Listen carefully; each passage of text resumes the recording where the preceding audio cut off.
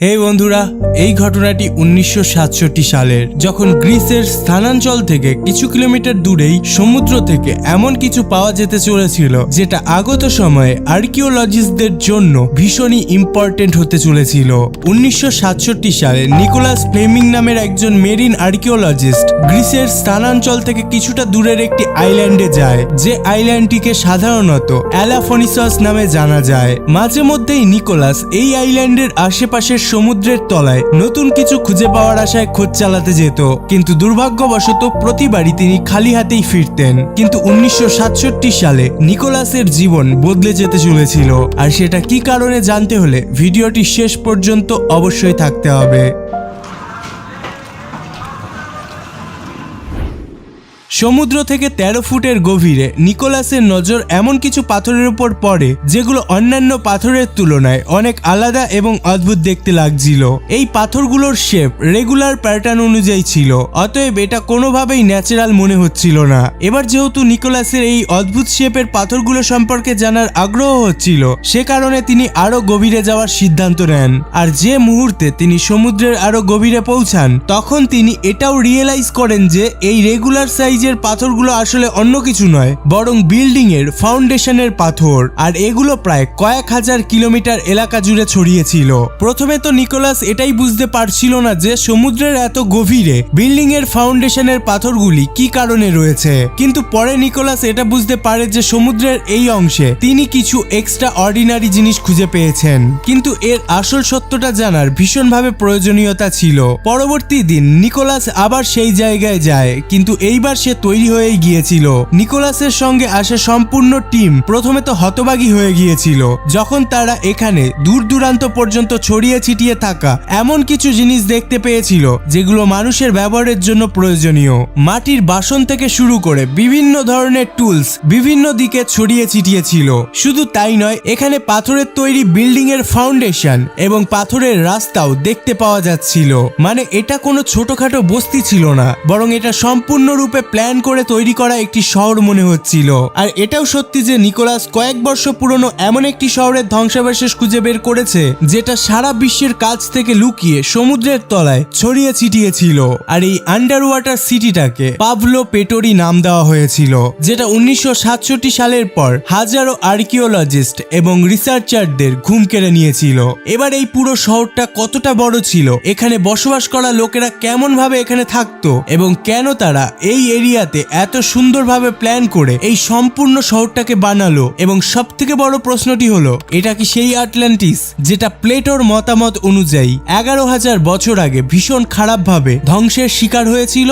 আর এগুলো সেই সব প্রশ্ন যেগুলো পাভলো পেটোরির খোঁজ হওয়ার পর জন্ম নিয়েছিল। কিন্তু কয়েক বছর কেটে যাওয়ার পরেও এই সকল প্রশ্নের উত্তর এখনো তেমন ভাবে জানা সম্ভব হয়নি। কিন্তু ধীরে ধীরে টেকনোলজির উন্নতি হতে থাকার সাথে সাথে টেকনোলজিকে ব্যবহার করে পাভলো পেটোরির উপর রিসার্চ শুরু করে দেওয়া হয়। ইউনিভার্সিটি অফ নটিংহামের একজন রিসার্চার ডক্টর জন হ্যান্ডারসন টেকনোলজির সাহায্যে এই আন্ডার ওয়াটার সিক্রেট সিটির রিসার্চ শুরু করেন। রিসার্চের দরুন ওনারা এখান থেকে মানুষের ব্যবহারকৃত কিছু জিনিস খুঁজে পেয়েছিল, আর সেই সব জিনিসগুলির মধ্যে পাথরের তৈরি এমন একটি হামলদিস্তা ছিল যেটার সাহায্যে গম অথবা ভুট্টা থেকে আটা তৈরি করা হতো। ভাঙাচোরা মাটির তৈরি বাসন জায়গায় জায়গায় একসঙ্গে ছড়িয়ে ছিটিয়ে ছিল, যেটাকে দেখে এটা মনে হচ্ছিল যে হয়তো এগুলো কয়েক হাজার বছর আগে এখানে বসবাস করা কোনো এক মানুষের রান্নাঘরের আসবাবপত্র ছিল। যে পাভলো পেটোরিতে মানুষের বসবাস করার চিহ্ন পাওয়া গিয়েছিল, সেখানে মৃত মানুষেরাও তাদের নিজেদের চিহ্ন রেখে গিয়েছিল। আজ্ঞে হ্যাঁ, এখানে রিসার্চাররা প্রায় 50-এর কাছাকাছি বিভিন্ন সাইজের কবরও খুঁজে পেয়েছিল। গ্রিসের স্থান অঞ্চল থেকে কিছু কিলোমিটার দূরে সমুদ্রের মধ্যে অবস্থিত এই আন্ডার ওয়াটার মিস্টেরিয়াস সিটিতে মানুষের বসবাস করার অনেক চিহ্ন তো পাওয়া গিয়েছিল, কিন্তু কেবলমাত্র স্কুবা ডাইভিং এর মাধ্যমেই এই শহরের আসল সত্যতা খুঁজে বের করা যথেষ্ট কঠিন ছিল। অতএব এইবার সময় এসে গিয়েছিল টেকনোলজি ব্যবহার করার, মানে এবার সোনার স্ক্যানিং করার সময় এসে গিয়েছিল। সোনার টেকনোলজি কিভাবে কাজ করে এটা যদি জানতে চান তাহলে অবশ্যই কমেন্ট বক্সে জানাবেন, তাহলে এই সম্পর্কে বিস্তারিত একটা ভিডিও নিয়ে আসবো। কিন্তু তবু এই বিষয়ে আপনাদেরকে একটু ছোট্ট করে বলে দিই, সোনার এমন একটি ডিভাইস যেটাকে যখন জলের মধ্যে দেওয়া হয় তখন সেটি একটি বিশেষ ধরনের সাউন্ড ওয়েভ ছাড়ে, আর এই সাউন্ড ওয়েভ সমুদ্রের মধ্যে মজুদ থাকা ডিফারেন্ট জিনিসের সঙ্গে ধাক্কা লেগে রিফ্লেক্ট করে, আর তখনই এর রিসিভার রিফ্লেক্ট সাউন্ডের ওয়েভগুলোকে ক্যাপচার করে, আর তারপর সেগুলোকে নিয়ে কম্পিউটারের সাহায্যে একটি 3D মডেল তৈরি করা হয়। ঠিক তেমন ভাবে পাবলো পেটোরিরও আন্ডার ওয়াটার স্ক্যানিং এর পর একটি 3D মডেল তৈরি করা হয়। এই 3D মডেলটি পাবলো পেটোরির সেই সব সত্যগুলোকে বের করে এনেছিল যেগুলো কেবলমাত্র স্কুবা ডাইভিং এর মাধ্যমে জানা কোনোভাবেই সম্ভব হতো না। 3D মডেলের মাধ্যমে ডুবে যাওয়া শহরের দৃশ্য দেখতে পাওয়ার পর এই মডেলটিকে বিশ্বাস করা খুবই কঠিন হয়ে পড়েছিল। জল, যেটা এতদিন পর্যন্ত এই শহরের রহস্য লুকিয়ে রেখেছিল, সেটা এই স্ক্যানিং এর মাধ্যমে সরে যায় এবং সবকিছু পরিষ্কার দেখতে পাওয়া যায়। এখন আপনারা যে লাইনগুলো দেখতে পাচ্ছেন এগুলো সেই বিল্ডিং এবং ফাউন্ডেশন যেগুলো সেই সময় এখানে বানানো হয়েছিল। এর মধ্যে ছোট ছোট ঘরের সাথে সাথে বড় বড় বিল্ডিংও ছিল, আর এই বড় বিল্ডিংটি হয়তো এই শহরের কোনো অ্যাডমিনিস্ট্রেশন অফিস অথবা এখানকার কোনো লিডারের ঘর ছিল। বিল্ডিং এর মাঝে থাকা এই খালি জায়গাটা হয়তো কোনো প্লেগ্রাউন্ড অথবা মার্কেট ছিল। কিন্তু সব থেকে অবাক করার বিষয় এটাই যে এখানে প্রতিটি ঘর একটা প্রপার প্যাটার্ন অনুযায়ী তৈরি করা ছিল, যেমনটা আজকাল মডার্ন সিটিতে হয়ে থাকে। মানে এই অদ্ভুত মিস্টিরিয়াস আন্ডারগ্রাউন্ড সিটিটি মানুষের এমন এক সিভিলাইজেশনের হাতে ছিল যেটাকে ভীষণ ডেভেলপড মনে করা হয় এবং সেখানকার মানুষ ভীষণই ডিসিপ্লিন মানত। এই বিল্ডিং এর ফাউন্ডেশন প্রায় 20 একর এলাকা জুড়ে ছড়িয়েছিল। এরপর অনেক রিসার্চের মাধ্যমে জানা যায় যে এখানে প্রায় 5000 জন মানুষ বসবাস করত। কিন্তু প্রশ্ন এটাই যে এখানে কোন লোকেরা বসবাস করত। পাবলো পেটোরির সাইট থেকে রিসার্চাররা যে মাটির তৈরি পাত্রগুলো পেয়েছিল সেগুলোর কার্বন ডেটিং এর মাধ্যমে জানা যায় যে এগুলো আজ থেকে প্রায় 5500 বছর পুরনো। এবার যেহেতু এর প্রমাণ অন্যান্য জায়গা থেকে আগেও অনেক পাওয়া গিয়েছিল যে মাটির তৈরি বাসন ব্রোঞ্জ এজে বানানো হতো, এই কারণে রিসার্চাররা এটা শিওর ছিল যে পাবলো পেটোরির এই শহর 5500 বছর আগে জলের উপর অবস্থিত ছিল। এই সময়টা মানুষদের জন্য একটা বিশেষ সময় ছিল, আর এই সময়ে মানুষ পাথরের তৈরি ঘর বানাতো। কম্পিউটার গ্রাফিক্স এর মাধ্যমে পাবলো পেটোরির লেআউটকে যখন রিডিজাইন করা হয়েছিল তখন সেটা কিছুটা এই রকম দেখতে লাগছিল। 5500 বছর পর ডিসকভার করা এই আন্ডার ওয়াটার সিক্রেট শহরটির অ্যাকচুয়াল ছবি এই প্রথমবার দেখা গেছিল। এই ডিজাইন দেখে বোঝা যায় চারিপাশে সমুদ্র দ্বারা আবৃত একটি আইল্যান্ডকে প্রপার ডিজাইন করে একটা শহরের ডিজাইন দেওয়া হয়েছিল। কিন্তু এমন একটা লোকেশন এবং এমন প্ল্যানিং করে এই শহরটি এখানেই কেন বানানো হলো, এর পেছনেও একটি রহস্য লুকিয়েছিল।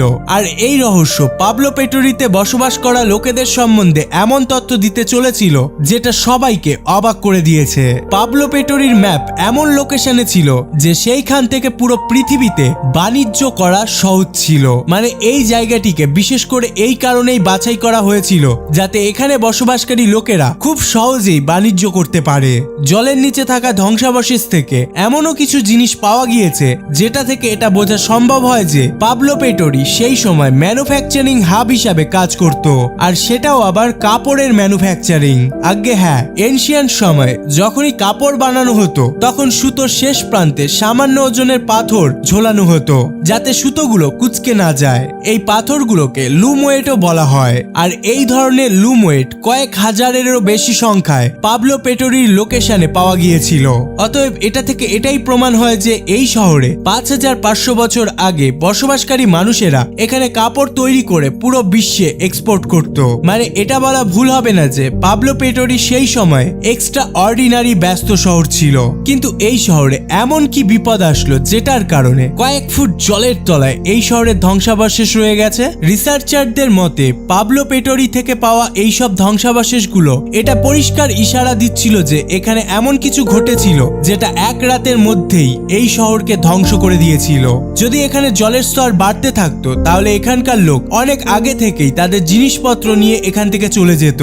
এখানে সেই সব জিনিসের ধ্বংসাবশেষ পাওয়া গিয়েছে যেগুলো মানুষের দৈনন্দিন কাজে আসে, যেটা থেকে এটা প্রমাণ হয় যে এখানে বসবাসকারী লোকেরা এখান থেকে বের হয়ে যাওয়ারও সময় পায়নি। পাবলো পেটোরি হয়তো ভয়ঙ্কর ভূমিকম্পের শিকার হয়েছিল যে কারণে এই শহরের জমি জলের নিচে নেমে যায় এবং এই শহরের চিহ্ন মুছে যায়। কিন্তু এত কিছুর পরেও একটা প্রশ্ন এখনো থেকেই যায় যে পাবলো পেটোরই কি সেই আটলান্টিস যেটার সম্বন্ধে 2000 বছর আগে প্লেটো বলে গিয়েছিল? এটা যদি সেই আটলান্টিস না হয়ে থাকে তাহলে 11,000 বছর আগে ধ্বংস হয়ে যাওয়া সেই আটলান্টিস কোথায় গেল, যেখানে প্লেটোর মতামত অনুযায়ী এমন মানুষ বসবাস করত যাদের কাছে এমন কিছু এক্সট্রা অর্ডিনারি শক্তি ছিল যার কারণে তারা নিজেদেরকে ভগবান ভাবত। সর্বশেষে thanks for watching, stay happy, stay কুল। আপনারা যদি সিনেমার ব্যাখ্যা দেখতে পছন্দ করেন তাহলে বং মুভি ডায়েরি চ্যানেলটিকে অবশ্যই সাবস্ক্রাইব করে নেবেন, এটাও আমার আরেকটি চ্যানেল।